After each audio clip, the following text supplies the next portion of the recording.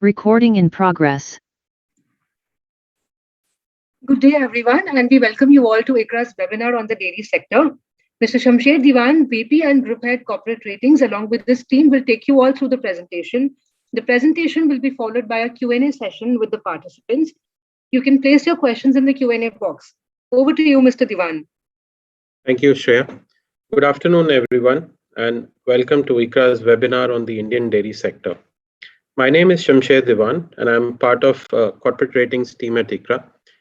I have with me my colleagues, Mr. Srikumar Krishnamurthy, Co-Group Head Corporate Sector Ratings, and Ms. Sheetal Sharad, the Sector Head and the author of our recent coverage on the dairy sector. Let me also introduce to you our guest speakers for today's webinar. We have with us today Mr. Anjaneyulu Ganji. Mr. Ganji is the Chief Financial Officer of Dodla Dairy Limited. He has over 17 years of experience in the manufacturing and the services sector. Prior to joining Dodla, he was associated with Tata Cummins and Maersk. He's a certified chartered accountant and an alumni of IIM Ahmedabad. We also have with us today Mr. Pankaj Sharma. Mr. Sharma is currently the Chief Risk Officer of Mother Dairy and is overseeing the entire risk management function. He has been associated with National Dairy Development Board for over 18 years now, where he had played a very important role in turning around the operations in Rajasthan for the dairy project. In Mother Dairy, he was also part of the strategic leadership responsible for the entire supply chain and for the financial budgeting, planning, and monitoring. He is an alumni of IRMA Institute. Just like many other sectors, the first and the second wave of COVID-19 also had an adverse impact on the dairy sector in India. From sharp drop in demand for milk and related products, especially from the institutional segment, to lower milk prices, the sector saw it all. Due to demand contraction, certain players, especially the cooperatives, continued to procure milk and convert into SMP, which resulted in higher SMP levels in the overall system. However, post the second wave, the demand environment has steadily improved, and now we are seeing stable demand even coming in back from the institutional segment. However, unlike the previous year, when milk procurement prices had dropped, there has been surge in milk prices in the current financial year, which, coupled with higher freight cost and other supply chain related disruptions, have essentially eaten into the margin of dairy companies. We have a stable outlook on the sector, and we would like to share our overall view on the sector today. So with this, I'll request my colleague Sheetal to share our perspective on the overall sector through a presentation, post which we'll have a Q&A with our guest speakers. Thank you. Yeah, thanks, Shamsher. Hope I'm audible. Hi all, welcome to our presentation on recent trends in the Indian dairy industry. In today's presentation, we will walk you through the trends in milk production, demand scenario, especially post COVID-19. We will also touch upon the pricing environment, industry's financial performance, and ICRA's business outlook on the sector. Next slide, please. So we start with the global scenario. The global milk production has seen stable growth in recent years, and it continued to rise in calendar year 2020 by about 2.6%, primarily driven by stable demand in Asian countries. India continues to maintain its leadership position as a milk producer with about 22% of the global milk production. India also remains self-sufficient with its domestic production largely meeting its increasing consumption, thus with low surplus left for exports. Next, please. Talking about domestic milk production, so India's milk production is estimated to have grown by about 5% to 208 million metric tons in FY21. As a result, the per capita availability of milk increased to 407 grams per day, indicating improvement in procurement and reach apart from the growth in production. Nevertheless, this is low as compared to the developed countries like US, where this number is about 800 grams. ICRA expects the milk production to continue to grow by 5 to 6% for the next few years, and this will be supported by increasing procurement capacity by cooperatives, growing cattle population, improving milk yield through government initiatives like insemination programs, and also policy-linked financial support to the industry. Next, please. If we look at the industry segmentation, so about 45 to 47% of the milk produced is self-consumed, and the rest is sold in the market. Around 26 to 30% of this marketable milk is processed by organized sector, comprising cooperatives and private companies. We observe that the organized sector is growing at a faster pace compared to the unorganized segment due to strong procurement and distribution channels and improving service quality being developed by the industry players. Cooperatives, which typically have a social welfare perspective as well, account for higher share in the organized sector compared to private dairies. And from a product perspective, if we see liquid milk is the largest consumed dairy product with about share of 51%. And traditionally, this has led the industry demand. The balanced products which are there, which are the value-added products or VADP as we call it, are traditional and modern segments. So ghee, curd, paneer, khoya, sweets, all these are our native traditional products in VADP, while ice cream, cheese, whey, etc. are the modern ones. Now we highlight the challenges the industry has faced or faces in production, procurement, and other headwinds. So the primary challenge here, what we see is the availability of cattle feed, especially the green fodder, with less than about 5% of country's cropping area under the fodder cultivation. So this apart, inadequate fodder seed production and lower seed replacement rate further restricts the availability. In FY21, fodder availability was also hit due to late monsoons as well as floods in some regions, which also impacted milk yields. Feed costs also were rising up, which put pressures on farmers. We observe that players having an integrated operation with the feeds division have been supporting their farmer networks.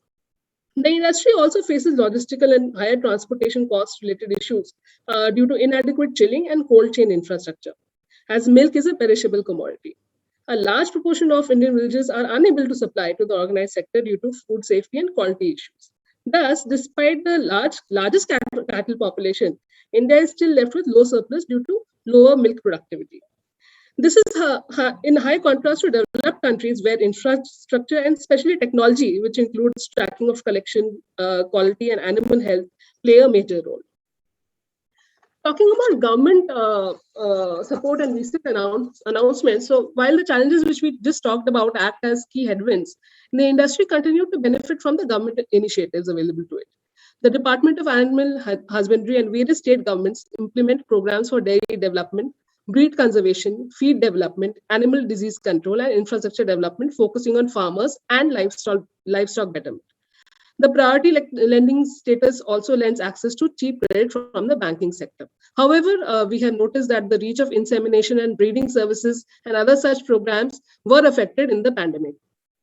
As the industry grappled with the pandemic, it did receive strong support in the form of interest subventions, export incentives like for SMP, transport and market assistance scheme to reduce freight costs.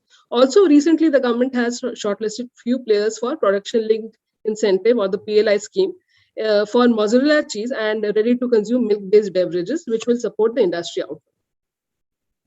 So talking about the revival of demand post-COVID second wave, like most industries, COVID impacted the dairy industry on all three fronts, like demand, supply, and operations. On the demand front, demand for liquid milk being an essential part of the Indian diet was more resilient, but we did see pressures on organized consumption, particularly in the urban and metro localities, with migration of workforce to hometowns. Consequently, VADPs also witnessed significant demand impact during the onset of the pandemic. The curtailed demand for milk products from institutional and HoReCa segment amid lockdowns further worsened the situation. The loss of demand led to an oversupply of milk. Large players, particularly cooperatives, had to increase procurement, absorbing the excess milk volume because of dried up demand and lower offtake from private players, especially the smaller private players. This excess raw milk was converted into skim milk powder or SMP, leading to a high industry inventory level for this product. And especially in the institutional sector, a key consumer of SMP was displaying weak demand. This included ice cream sector, wherein the demand cycle is high in the summer season. So that also was included in that. So these factors contributed to a significant buildup of SMP levels. On the supply front, apart from workforce management and transportation and reach-related issues, the pandemic coincided with harsh summers across parts of the country. Milk yields were impacted, which along with farmers' inability to focus on animal health and breeding impacted the milk availability. This also carried forward in the current year, resulting in firming of procurement prices of the raw milk. While the industry struggled to adjust to the new normal at the onset of the pandemic, in our opinion, it did leverage its experience from the first wave and showed resilience during the second wave. Further, demand was returning to pre-COVID levels. We expect further growth supported by revival in VADP demand. However, impact of any further waves of the pandemic remains to be seen. Talking about quarterly revenue trends, the revival in industry after sharp demand slowdown is also evident from the steady recovery in quarterly revenue trends from our sample of 6 private players. The quarterly revenue has also shown a consistent growth since hitting lows in Q1 of FY21 at the onset of the pandemic. The Q1 of the second wave saw a 14% demand growth YOY basis. Also, we are seeing a 17% healthy uptake in Q2 revenues on a YOY basis. So now, if we talk about the product category-wise expectations, if we come to for the liquid milk, we expect about 6 to 7% growth for FY22, and this is continued to be supported by faster organized segment growth and growing penetration of packaged milk as such. The second largest segment, ghee, will benefit from shift towards the organized segment. In addition, products like curd, butter, wherein there is an increased acceptance of organized products, a growth of 13 to 15% is estimated. Moreover, continued revival in the HoReCa and institutional demand is expected to drive the growth in products like cheese, butter, flavored yogurt, wherein the growth estimates are higher at 18 to 20%, given that this segment was also severely impacted in the pandemic. We also see encouraging trends for emerging variants of liquid milk, like organic, A2, UHT, largely stemming from the upscaling of consumer preferences in the tier 1 markets. So largely from a long-term perspective, we see that with a significant large youth population and sustained growth in economy, the lifestyles and eating habits of Indian consumers are also expected to evolve. And this is expected to drive the consumption of dairy products in the country. Growing urban population, rising health consciousness, a sizable vegetarian population in the country, and actually milk, dairy products being a key source of protein will also be demand drivers. Talking about pricing environment, so organized milk producers, they establish their dairy farmer networks and they pay based on the total fat and solid non-fat content of the raw milk. And factors like milk surplus, cattle feed prices, climate factors, government subsidies, and other input costs are the ones which influence the milk procurement prices. In FY21, as we saw, the SMP inventories rose due to loss in demand, and this SMP, as it is also used to regenerate liquid milk during off-season, its high stocks put pressure on raw milk procurement prices. The prices, however, have firmed up in FY22 owing to availability concerns as well as demand revival. As I talked about earlier, the impact of the low reach of insemination and animal health, that hangover is still there since the last year. So that's why also the concerns and availability are still there. In addition, cooperatives also increased prices to support the farmers against the increasing input costs. So if you look at the price trends for procurement, average procurement milk prices declined in Q1 of FY21 with onset of the pandemic, consequent loss of demand and thus higher raw milk availability. The decline continued in Q2 of FY21, but started stabilizing from Q3 with a pickup in demand, though this recovery was late due to high SMP stocks. Procurement prices started improving in Q4 of FY21 with recovery in HoReCa sector, but this was again disrupted with the onset of the second wave in Q1 FY22. But the procurement prices have continued to firm up in recent quarters and are likely to remain high in the near term, unlike what happened in the first wave. So on the selling price front, we witnessed that North-based players announced retail price hikes in July of this year, 2021, to better absorb rising input costs. South-based players had already raised prices pre-COVID in 2019, which also resulted in better profits over FY20 and 21, given the lower procurement costs. That said, the pricing action was also restricted amid strong competition from cooperatives. If we look at the margin trends now, we see that the profit margins have improved in the last 2 quarters. However, the same is likely to contract in FY22 on a YOY basis amid growing procurement costs and operating costs. The same is actually not compensated by equivalent hike in selling prices.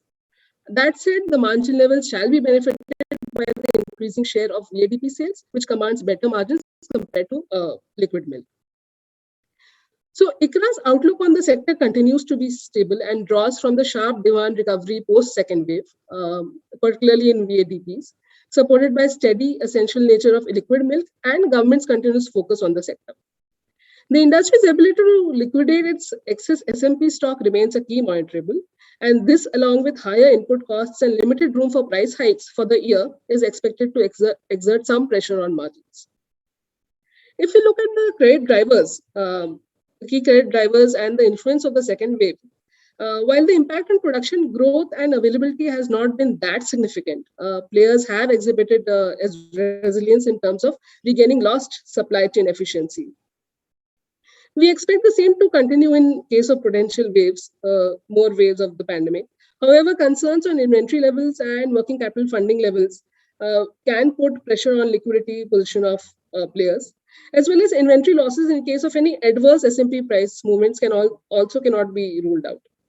So given the shelf life of SMP, some players which may have old inventory will have to liquidate at adverse prices, which could impact their margins.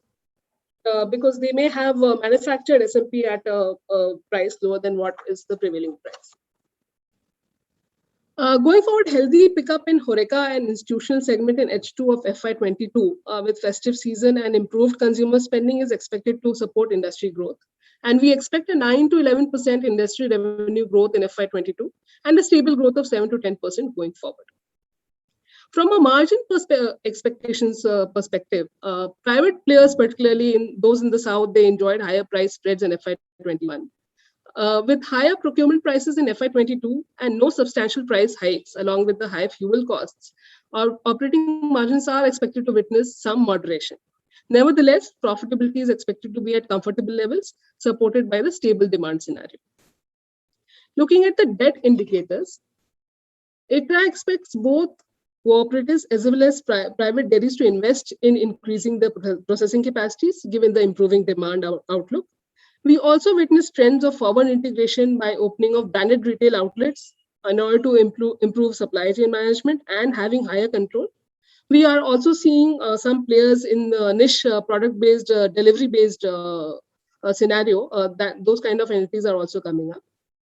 While excess SMP inventory levels are a concern, overall, we do not expect significant spike in debt levels as the industry will also generate adequate cash accruals to part fund their requirements.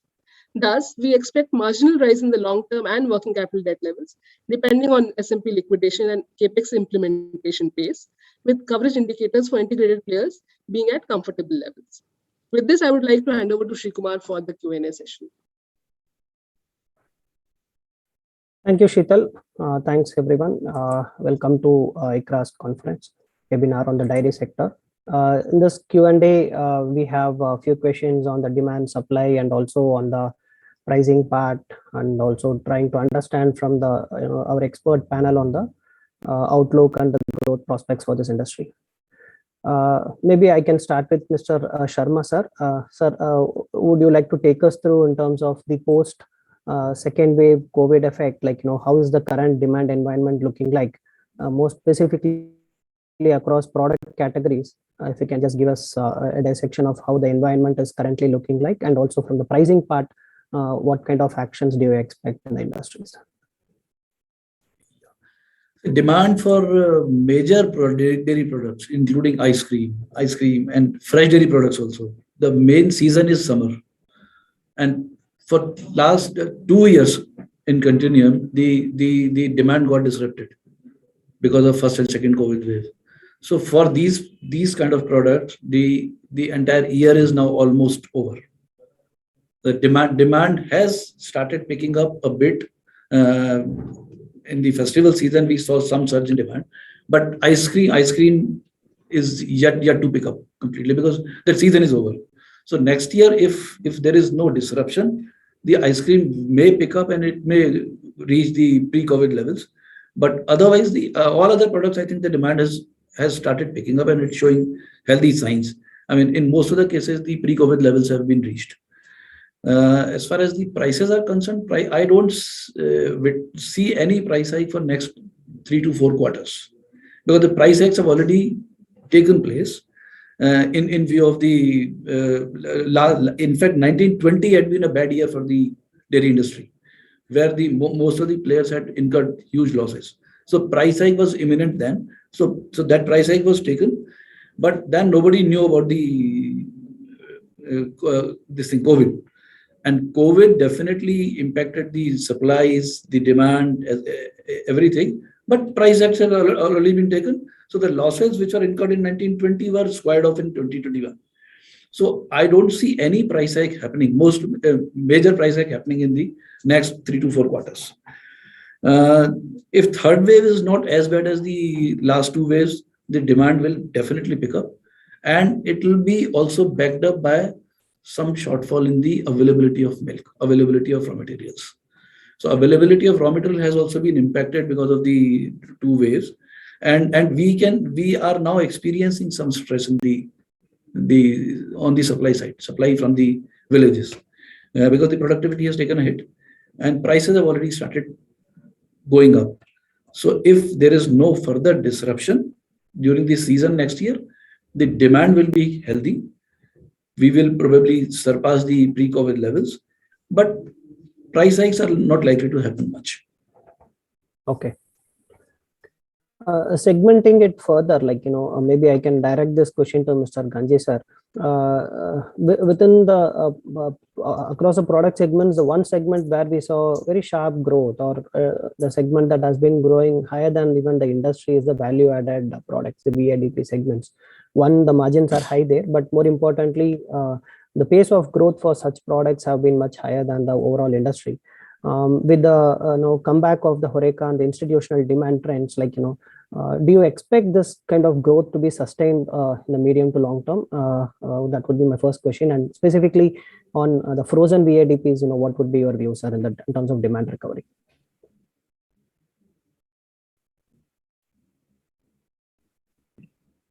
In terms of frozen desserts or frozen segments, as Mr. Sharma ji already told, so already for the year, so it is the summer is the period for us. Normally, apart from that, now the consumer preference, the millennia or millennials or the Gen Z.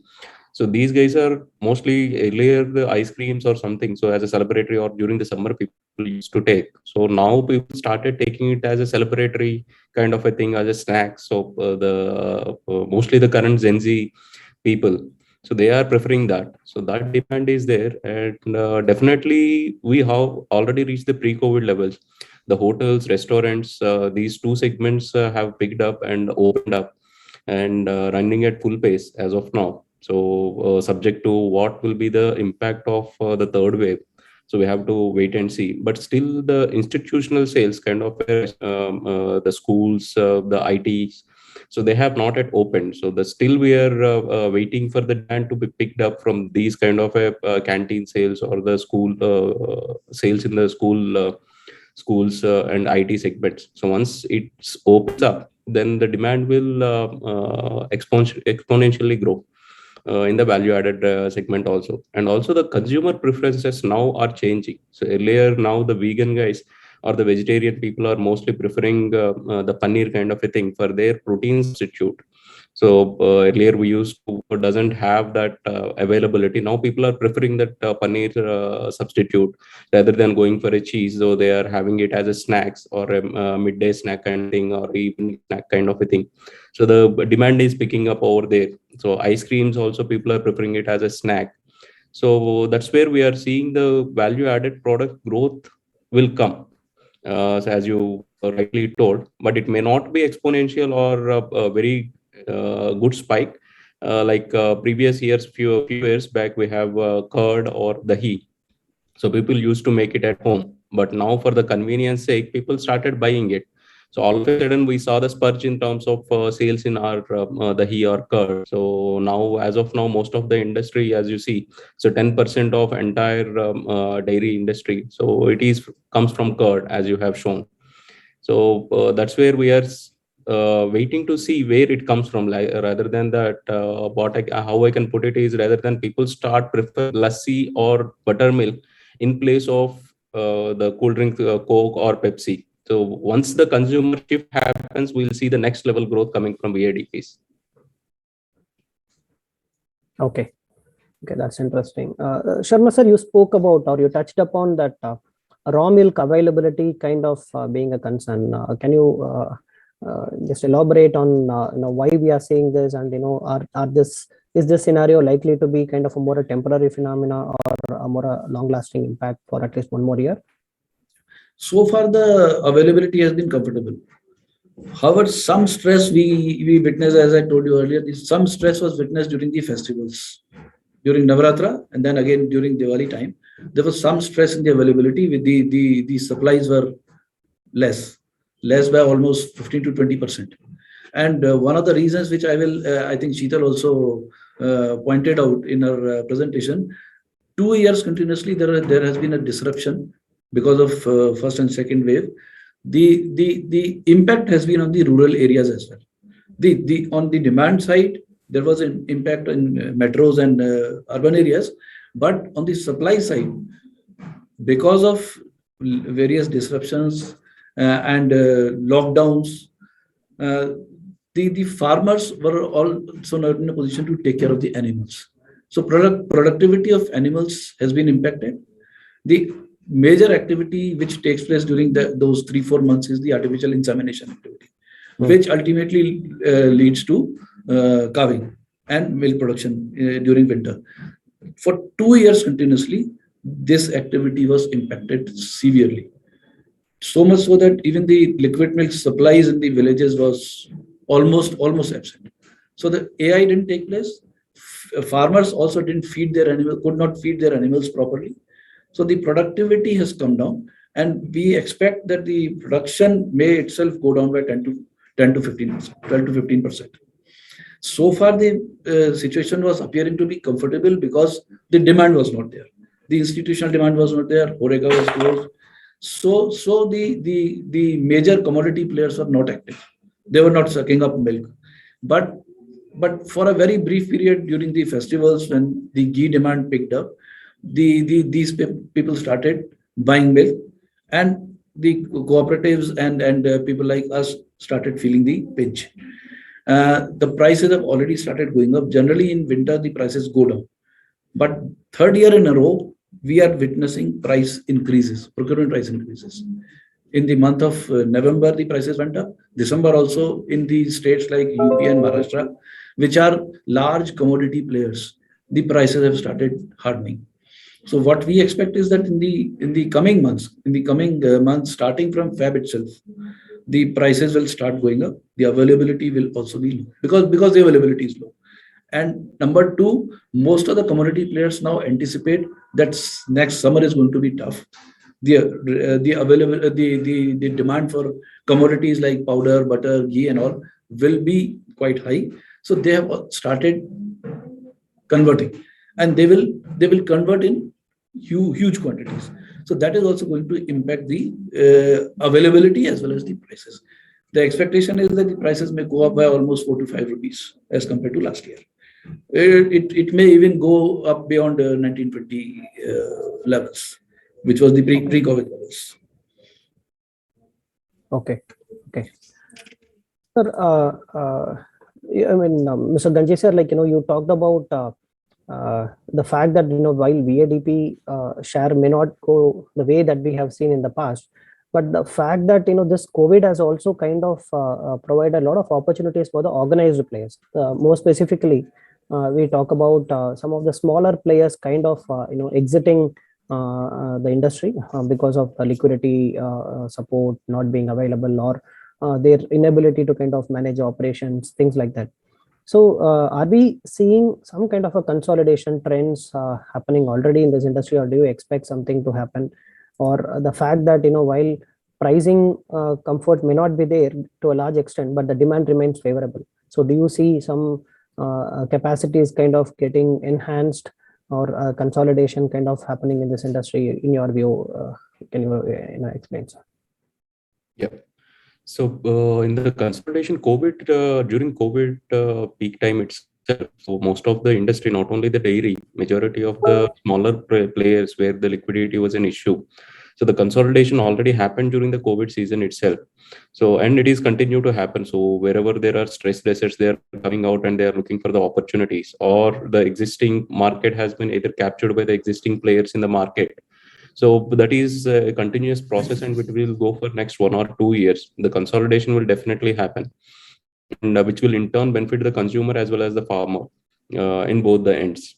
So where we see more streamlined and organized players coming into it, giving the benefits and end-to-end benefit, end-to-end integration, like since from farmer to consumer, whoever can integrate end-to-end and provide the benefits for both the streams to the consumers as well as the farmers. So the consolidation is happening in that way at present, which we are seeing it. Okay.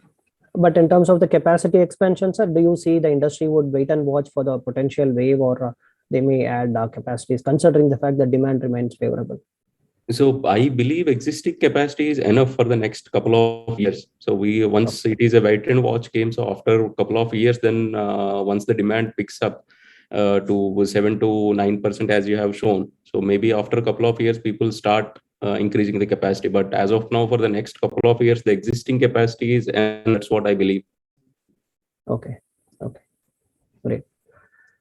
Pankaj sir, like, on the demand front, again, back more from the global demand scenario, I'd like to understand, like, what are our prospects as a country to become, more of an exporter, like, to become a significant exporter over long term. The way Sheetal's presentation carried, like, we are self-sufficient, and like in terms of our consumption is largely met through our own production.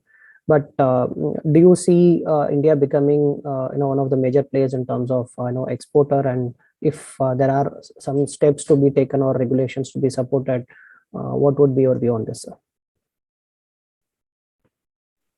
See, India's share in the global trade is hardly 0.5, 0.6%. So we are not a significant player. And as Sheetal's presentation also very clearly stated that the per capita availability is still quite low as compared to the normal or the levels of the developed countries. So still there is a lot of scope to grow the demand, grow the sales in domestic market itself. As far as so even if we increase our exports, even if we make them triple, it will be hardly 1.5% of the total global trade. So becoming a significant player, I think I don't see much scope in next 5 to 7 years. We still have a lot of untapped potential in the domestic market itself, which will probably be filled up first. Number two, exports generally happen when there is a significant gap between the domestic prices and the international prices, which happens 3 to 4 years, once in 3 to 4 years. So there is hardly any scope for that. Hardly 2-3 states where the cooperatives are not very strong, where the organized players are not very strong, the players get into the exports thing. But that also is very, very minuscule. States like UP and Maharashtra are the states where the converters are into exports, and which is not very, very, very huge. It happens for a very short period. This kind of gap, this kind of abnormality between domestic and international prices generally does not happen. And sometimes it happens when these government support gives some fiscal support to the players to export. Like, for example, last year when the cooperatives did not stop milk, they continued procuring milk, and they were sitting on huge stocks, which threatened the procurement in the coming flush season. Because if you're sitting on stocks, you will tend to reduce your procurement or reduce the procurement prices. So some of the state governments supported their cooperatives by providing them subsidy. And with that support, the players were getting into this. For example, Amul got a subsidy of almost 50 rupees per kg for exporting the powder. And with that, also, they were not in a position to export more than 18 to 20,000 tons.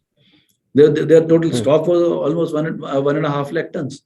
And they could export hardly 18 to 20,000, 25,000 tons only with that kind of support also. So I don't see much of a scope in that. As far as the quality and regulations are concerned, I don't see any issue on that, because there are players in India who are exporting. Sometimes we also get into exports, but very, very minimal. But yes, we don't face any issues on that front. So if we have surpluses, if we can generate surpluses, we will be in a position to export quite comfortably. But I don't see much scope for next 5 to 7 years to become a significant player. Because by significant player, I hope you mean for at least 4 to 5% of the share. Yeah. 1.5% is not a very significant share. And from the quality point of view, like, how do we stand? So, like, compared to other global markets, how they perceive? See, sometimes we import. In India also imports, and NDDB and Mother Dairy are the canalizing agency for that, and NDDB is the canalizing agency for that. And we find that our product is either equal to the equal in terms of quality, or it's superior to them. So the players who are into export have a control over their quality. Quality wise, I don't think there will be any issue on that. Some kind of fiscal support government will have to provide for a few years so that more and more people strengthen and get into that. Okay. Just to add on over there, like with the government's recent announcement on PLI for specific product segment, do you expect people to kind of invest there and use overseas as an opportunity for trading purpose? I see that kind of investment, as Anjana also said, it will be in specific product categories. For example, right. I think this Gokul or this thing Parag. Parag got assistance for mozzarella cheese. So there will be some investment in specific categories. But if you ask me that for with the help of PLI, people will set up an SMP plant, I don't see much scope of that. Okay. We have one question, interesting question in our chat box. I think I can take that with Mr. Ranjan sir. This is on the SMP. During COVID, we did see the excess milk kind of getting converted to SMP big time. And we are kind of starting at a scenario wherein the inventory levels have been at multi-year highs, specifically on the SMPs. One, given the fact that the shelf life is relatively better and it can still be liquidated at a fairly longer period of time than compared to the traditional milk segments. Sir, if in terms of the stocks that are there at the industry level, what would you like to add something in terms of the liquidation of these stocks in terms of from the industry level, like when do you see this liquidation kind of happening? And the fact also, as one of the participants have indicated, that global SMP prices are rolling at a big high level. So any directions if you would like to share with us? Even in India, the SMP prices have improved. So a quarter back, so it was around 180, 190. Now it has reached 230 to 235 levels.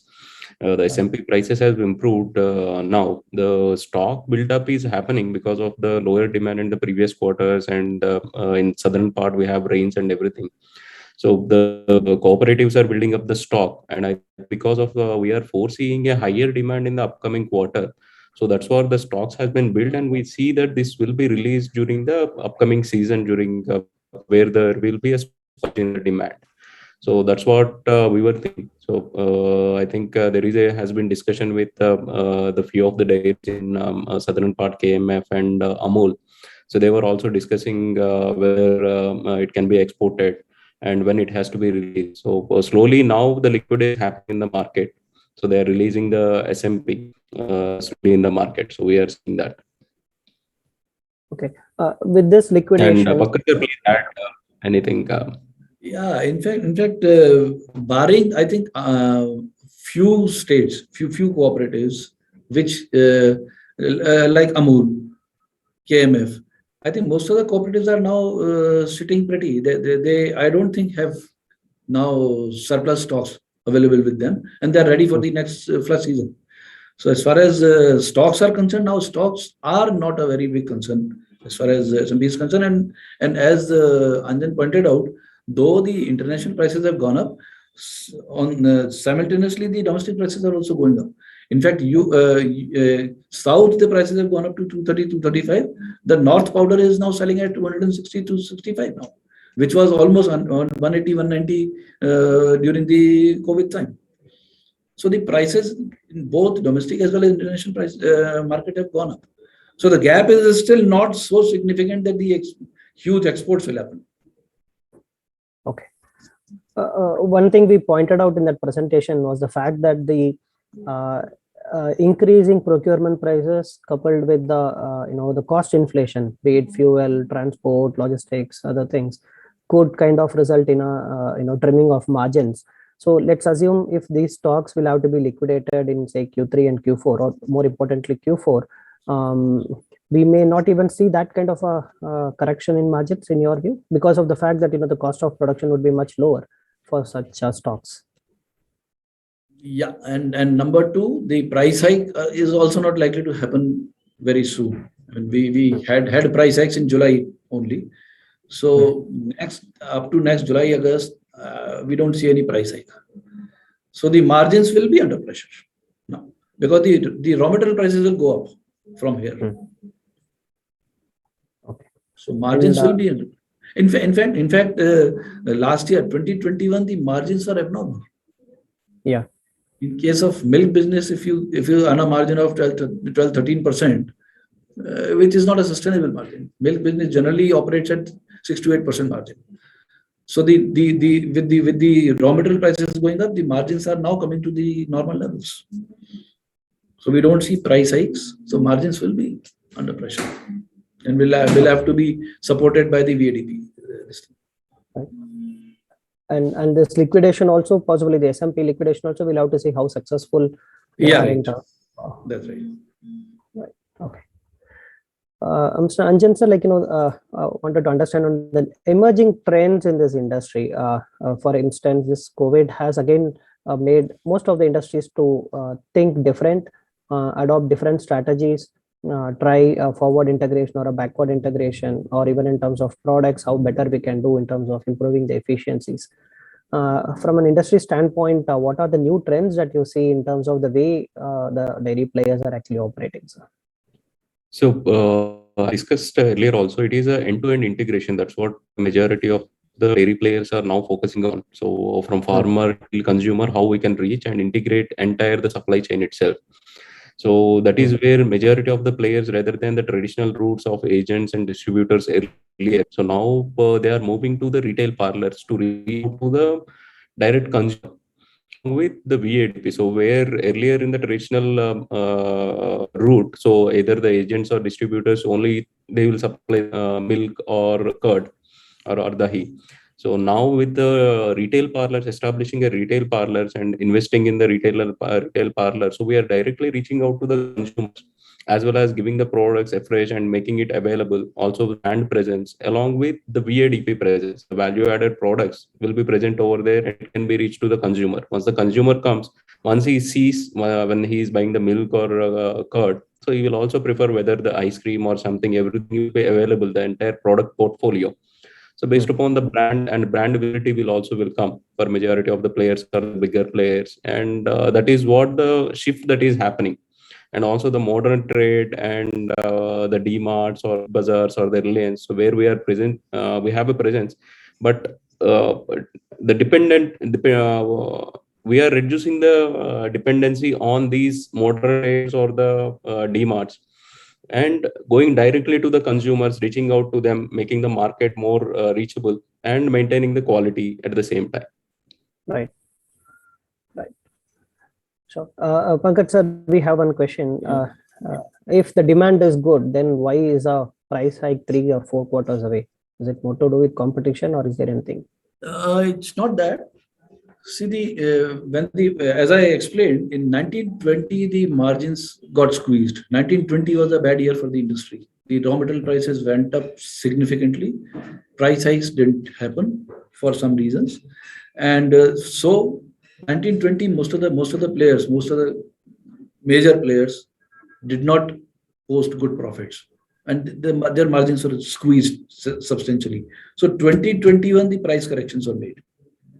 Even not even 2021. 2021 it didn't happen because of the corona. 21, 22 now we have taken a price hike. For example, in July most of the players took the price hikes. So the price hike taken in 21, 22 is now going to take care of the increased cost, and the margins now will be in a normal range. So we don't, that is why I'm saying that we don't see much scope for price hikes, because then the margins will again become abnormal. Right. I have a question on the competition. I think I can direct this to Mr. Ranjan sir. One of our participants is also asking the same question. Competition, when we talk about from one within the organic farmers as such, and also the cooperatives to a large extent.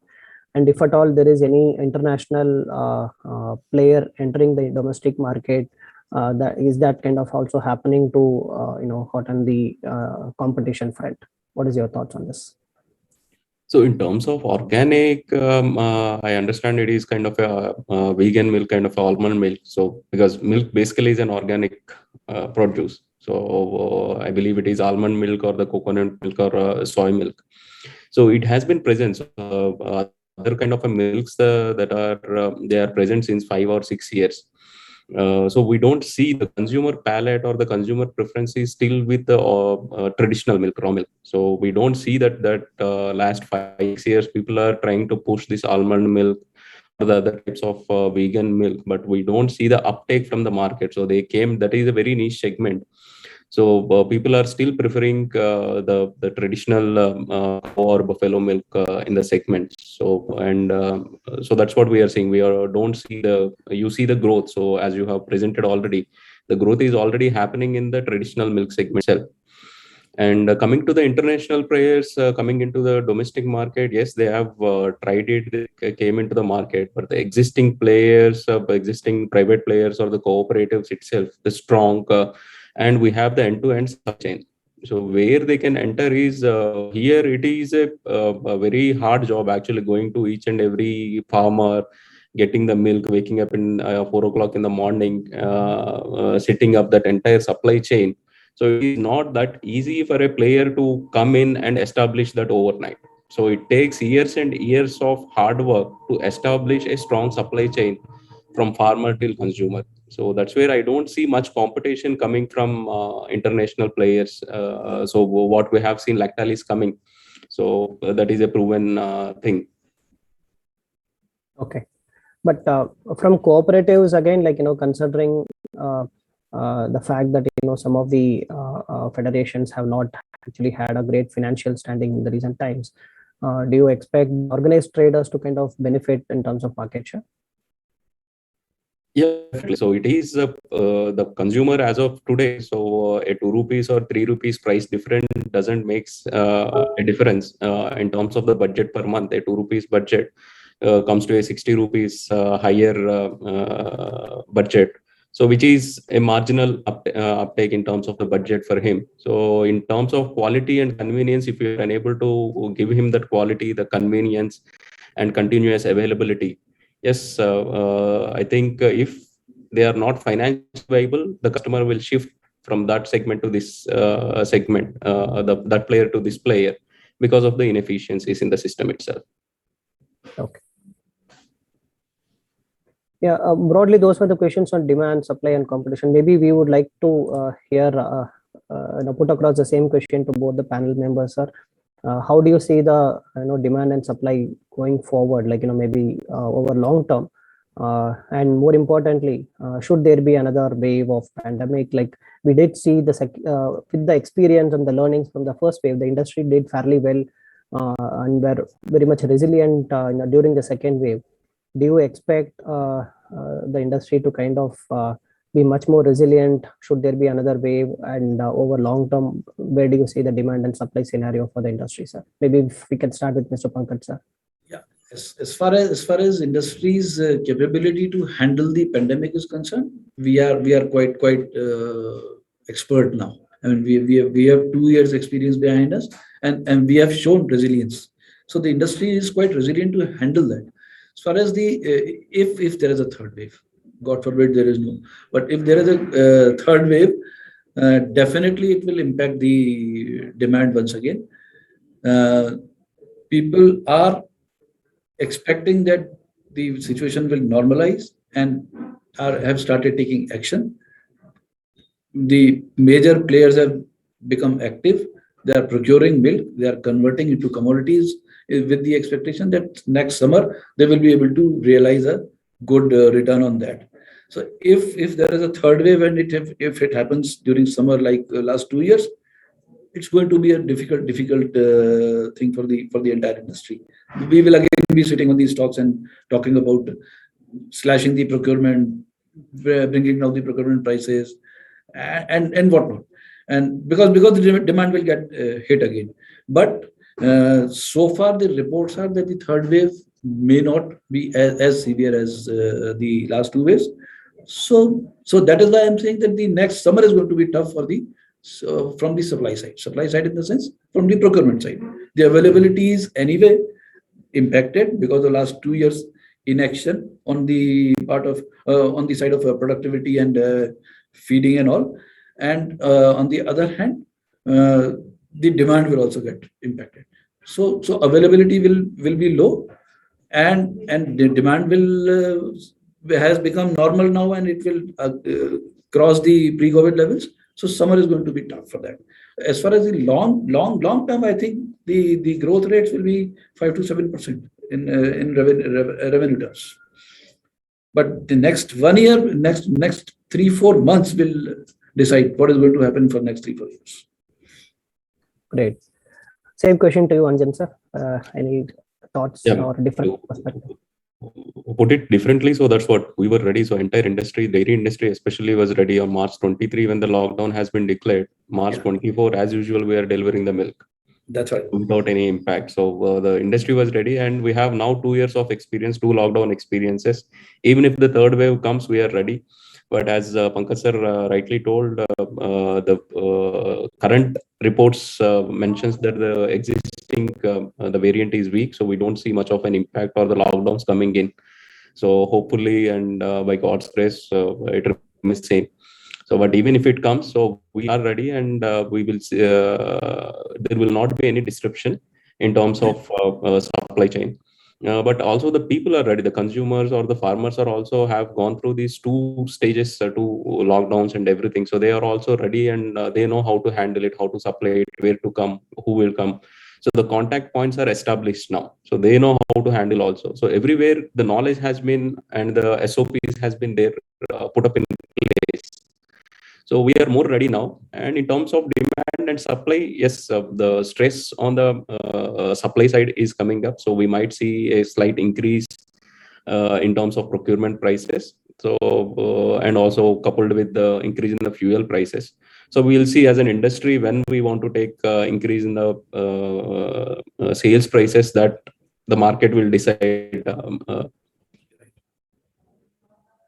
Great. Thank you, sir. Thanks, both of you. Thanks a lot. I know it has been real pleasure in having you for this webinar. On behalf of ICRA, we would like to thank you for taking your time out and sharing your valuable insights on the industry with everyone, and especially in this challenging environment, uncertain environment. This commentary is certainly must be useful for most of the participants to us. So, and we also thank all the participants for joining this event. Have a good day, everyone. Thank you. Thanks a lot. Thank you. Thank you, sir. Thank you. Thank you.